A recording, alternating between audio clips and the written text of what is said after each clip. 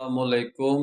मुस्लिमीन का गैर इस्लामी तरीके पर इस्तेमाल इस वक्त पूरी दुनिया में हो रहा है, क्योंकि इस्लाम एक दीन है, एक निज़ाम है, एक नज़म है, तंजीम है, जमात है। तो एक जमात की शक्ल में नहीं, फ़िरका परस्ती में मुब्तला है।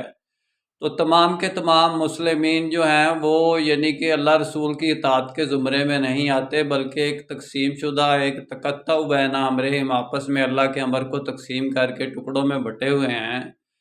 तो वो यानी कि इस्लाम वल मुस्लिमीन वाली बात नहीं है। उस मुस्लिमीन को पूरी दुनिया इस्तेमाल कर रही है, कहीं फ़िकी बुनियाद पर, कहीं तरीक़ती बुनियाद पर, कहीं लिसानी बुनियाद पर, कहीं कंट्री वाइड, कहीं यानी कॉन्टिनेंटल बुनियाद पर, कहीं किसी जगह पर किसी की लड़ाई में हम जा रहे हैं।